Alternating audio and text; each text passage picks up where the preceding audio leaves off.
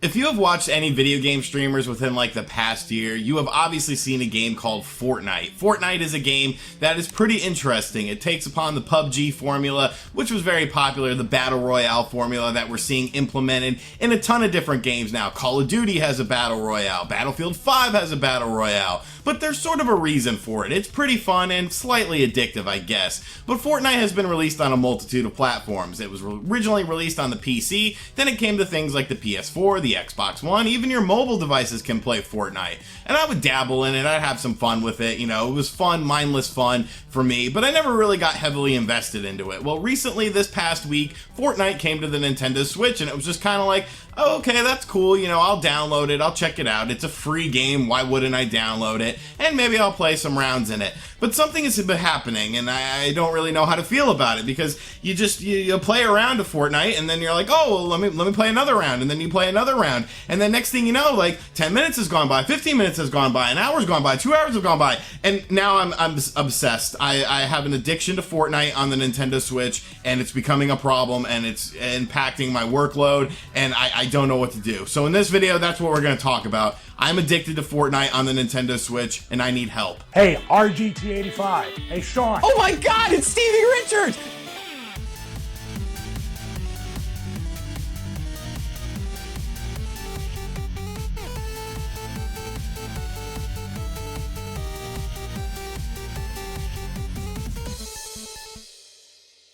So like I said, Fortnite is a battle royale game. It's pretty interesting in how it works. It's very simplistic, but I think the simplicity is what makes the game so addictive. Basically, you start out a match and you are thrusted into a battle bus. From this battle bus, you drop down onto your area. It's a huge map that everyone else is dropping down to. There are a total of 99 players all playing at once. And basically what you do is you get onto the map, you find an area that you like, and you try to acquire resources. Once you get your resources, whether it be weapons or building materials, then you move on into the world. And there's a storm that's coming, and basically this storm, if you get caught in the storm, will drain your energy and you will eventually die. So your real goal is to survive. This is a survival game at its core, really. It's honestly sort of a survival horror game when you think of it, because you have the horror of all these people following you around, all these people trying to take you out while you remain the sole survivor. One of the things that's really cool about Fortnite, though, is you don't have to play solo. If you want to play solo and try to get your victory, you can do that. But if you'd rather play with some friends, you can do that too.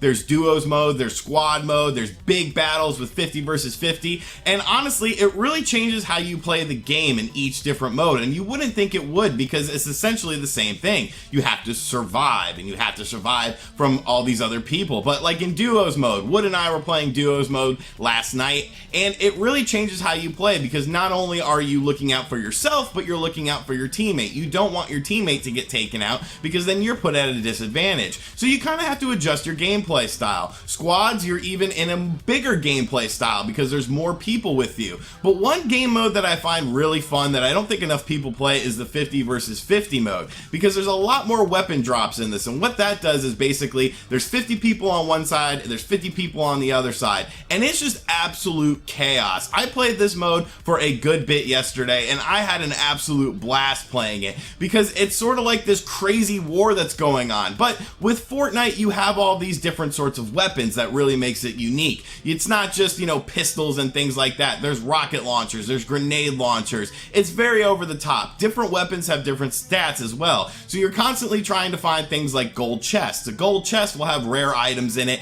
and you can have improved upon weapons. So it really makes it fun. It really makes it interesting to try to survive the storm, try to stay within the areas, but try to stay alive. And really, that's one of the things I really like about Fortnite. Oh, sorry. But another thing I really like about Fortnite is the ability to get into games very easily with your friends and other people. It has a lobby system. It has a very simple lobby system. If one of your friends is playing online, you simply just go over to their name and press up. You can also invite people. And of course, this game offers cross-platform play. If you play on the Xbox One or the PC, you can play with your friends. If you play on the PS4, well, you're screwed, because Sony does not like cross-platform play. Visually speaking, the Nintendo Switch version version of the game definitely holds up. It's not as good as the PS4 or the Xbox One version, but it is better than the mobile version, which a lot of people were concerned with the Nintendo Switch version being essentially just a beefed up mobile version. No, it's definitely based on the console versions. It controls very well, everything is very fast and fluid, but the real advantage and the real addiction comes from the Nintendo Switch version of the game for me, simply for one reason: the portability aspect of this. I could play this game anywhere I go, anywhere in my house, anywhere outside of my house. I have to take a dump, that's fine, I can still play Fortnite. I want to smoke a cigarette, fine, I can still play Fortnite. And that's where the addiction comes in, because next thing I know, I'm laying in bed, it's like, oh, I can't sleep, what should I do? Should I, try to drink some Z-Quil? Should I watch a movie? No, I can just put Fortnite in my hands and play a little Fortnite, and the next thing you know, an hour goes by, and you're like, oh, well, I need to play another match, maybe I can win this match. Oh, I finished in second place. Maybe I can finish in first place this time.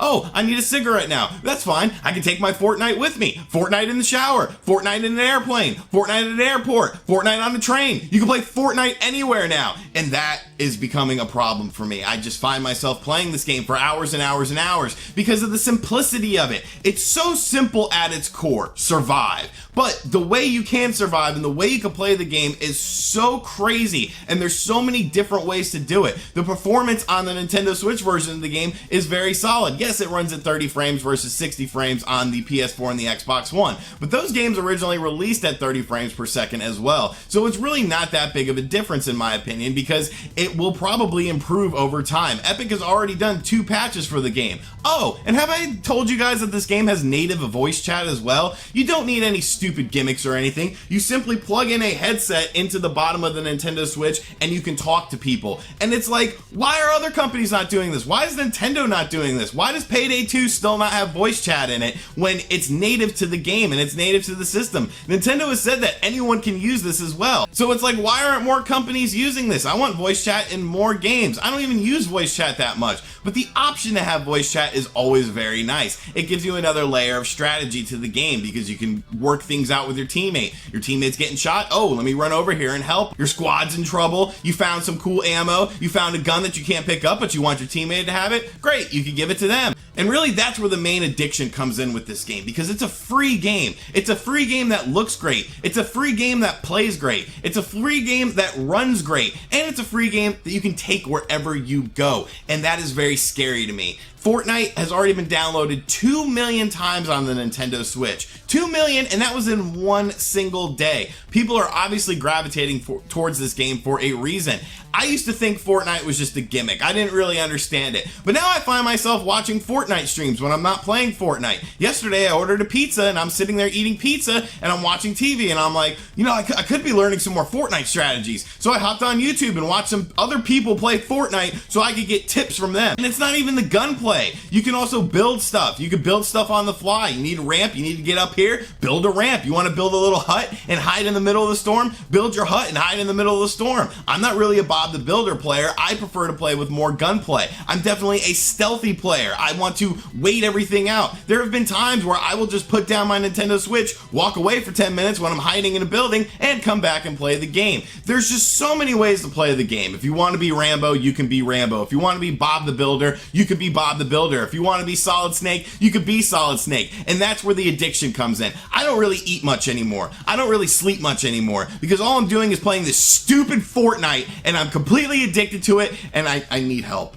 I need help. It's all I'm really doing. I don't even have the drive to make videos anymore. I don't want to do anything but just sit around and play Fortnite and try to become the best and try to win a match, because next thing you know, you finish in second place and you're like, oh, I could have finished in first place. You're playing with your squad finishes in second place. Oh, I could have finished in first place. What am I doing wrong? What am I doing that they're not doing? Why are they finishing in first place but I keep getting second place? I obviously need to get better. If I don't get better, how am I ever going to play the game better? I think I could be a world champion. I won a round one time. I won a match. I think I'm the world champion. I think I'm the best Nintendo Switch Fortnite player. I'm the king of Nintendo Switch Fortnite, and if I don't keep playing the game, I will lose my crown. I will lose my status. I need to play more Fortnite. Sorry about that. But yes, Fortnite, if you have not picked it up on the Nintendo Switch, is a great experience. Honestly, it's one of the most robust packages, and the fact that it's free is just absolutely insane. You can buy cosmetics and stuff within the game, but I'm absolutely obsessed, and I'm not the only one. I've seen a lot of my multi-platform friends playing the Nintendo Switch version of the game because of simply convenience.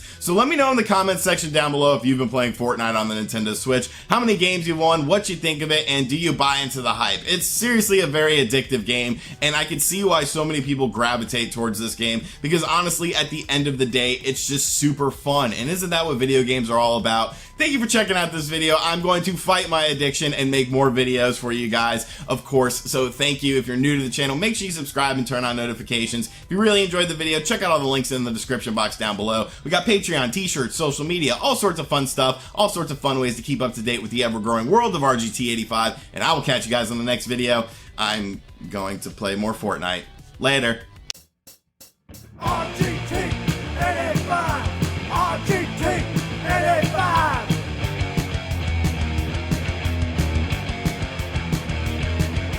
RGT 85.